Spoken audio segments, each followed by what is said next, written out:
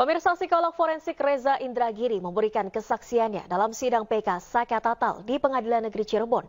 Reza meminta agar bukti elektronik baik milik korban maupun pelaku dibuka agar semuanya menjadi terang benderang. Ini yang saya sampaikan setiap kali saya mengisi materi psikologi persidangan di Pusdiklat Mahkamah Agung. Psikologi forensik diterjemahkan secara bebas adalah psikologi hukum.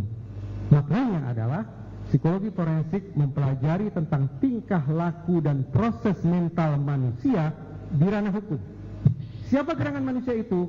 Kalau dalam konteks pidana, maka manusia yang dikaji perilaku dan proses mentalnya di pidana adalah pelaku, korban, saksi, dan personil penegakan hukum itu sendiri. Baik itu polisi, baik itu jaksa, baik itu yang mulia hakim, baik itu advokat. Nah, psikologi forensik alias psikologi hukum ini tidak berada pada posisi setara. Antara psikologi dan hukum tidak berada pada posisi setara. Saya dengan segala rendah hati memposisikan psikologi forensik sebagai psikologi yang menghamba ke hukum. Psikologi yang mendukung kerja hukum, psikologi yang menjadi supporting unit, yang menjadi backup system bagi hukum. Jadi betul-betul seperti posisi duduk saya ini, saya berada pada posisi lebih rendah daripada hukum. Kenapa? Karena posisi psikologi dalam psikologi forensik adalah menjadi backup system, mendukung, membantu, dalam kurung menghamba hukum. Semoga bisa dipahami. Baik, terima kasih. Sebelum saya masuk ke pokok perkaranya, izinkan saya juga bertanya. Karena berkas perkara ini yang diajukan PK ini berasal dari beban pembuktian yang sebenarnya memang dibebankan kepada penyidik jaksa, ya kan? Nah, di situ secara psikologi memang jaksa berdasarkan alat bukti yang ada, walaupun tidak secara saintifik sebagaimana yang berlaku adalah pasal 184, berhasil membuktikan ataupun telah terbukti baik di putusan pertama, kemudian banding dan kasasi telah terbukti secara demikian. Dan mungkin tadi sudah disampaikan ahli telah membaca. Saya ingin bertanya ini terkait dengan psikologi forensik karena tadi mempelajari mental dan manusia, bahwa di Indonesia ini memang yang berlaku adalah asas praduga tak bersalah atau presumption of innocence. Tapi secara psikologi, apakah bisa dijelaskan bahwa kami juga memiliki psikologi presumption of guilty? Walaupun itu sebenarnya di dalam undang-undang tidak disebutkan, tetapi secara psikologi forensik kami memang sebagaimana masyarakat mempercayakan hukum kepada negara, kami wajib menjalankan hal tersebut. Untuk bisa saudara sampaikan secara psikologi forensik. Sebelum saya memberikan jawaban majelis, saya mohon izin pengertian dan pemakluman dari majelis bahwa hal berikut ini yang akan saya sampaikan adalah persis dengan yang saya sampaikan di Pusdiklat Mahkamah Agung dalam pendidikan cekik. Begini majelis, tetap dengan menjunjung rasa hormat terhadap hukum dan otoritas penegakan hukum, termasuk otoritas Mahkamah Agung, saya mengajak peserta pendidikan untuk berdiskusi tentang seberapa jauh sesungguhnya psikologi teryakinkan oleh asumsi bahwa personil penegakan hukum termasuk hakim masuk ke dalam ruang sidang dengan 100% asumsi praduga tak bersalah. Demikian ya, kurang lebih. Majelis, ini tetap dengan rasa hormat, saya dengan latar teryakinkan oleh asumsi itu. Mengapa? Karena yang saya pahami majelis, kalau saya dikoreksi sekiranya saya keliru, ketika majelis masuk ke ruang sidang atau ketika persidangan ini mulai berlangsung, berkas pertama yang dibuka adalah berkas dari satu pihak, yaitu berkas yang disodorkan oleh jaksa penuntut umum. Bahwa ada bukti saintifik, ada keterangan dan seterusnya, lengkap sekali, panjang, beratus-ratus halaman mungkin. Keberadaan berkas dari satu pihak itu saja potensial menggeser posisi persidangan ini dari bandul di tengah, yaitu asumsi praduga tak bersalah, menjadi asumsi bersalah.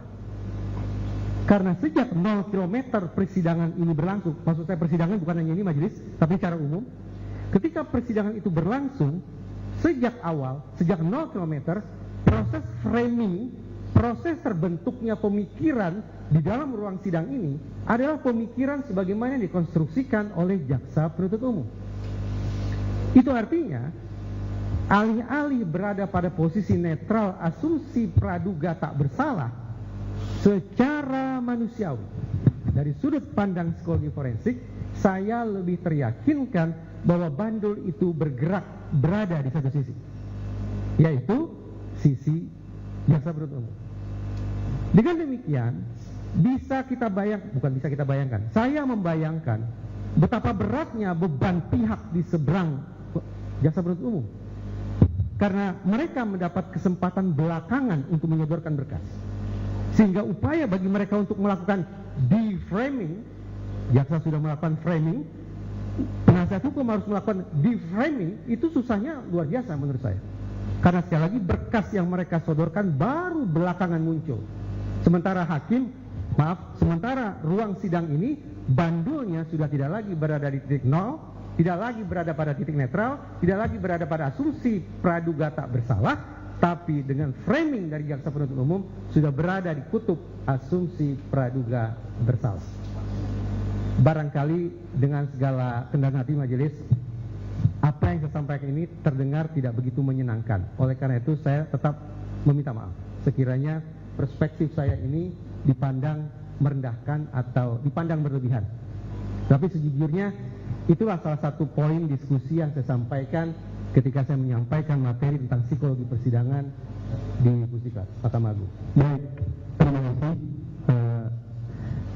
Kemudian atas hal tersebut saya akan masuk ke pokok perkara. Dalam psikologi forensik, ilmu keilmuan psikologi forensik, untuk mengeluarkan output yang secara hukum ataupun secara ilmu psikologi forensik dapat dikatakan valid, instrumen-instrumen apa saja yang harus dimiliki berkaca dengan kasus ini?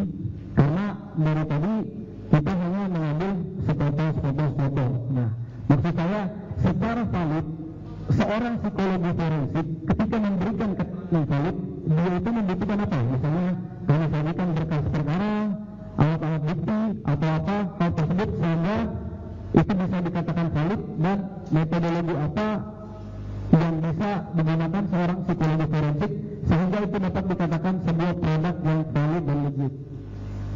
Itu pertanyaan. Baik. Sebetulnya tadi sudah sempat saya sampaikan majelis, saya berada pada posisi skeptis pada keterangan. Oleh karena itu saya sangat mengandalkan pada bukti-bukti lainnya, terutama bukti-bukti yang telah teruji secara saintifik.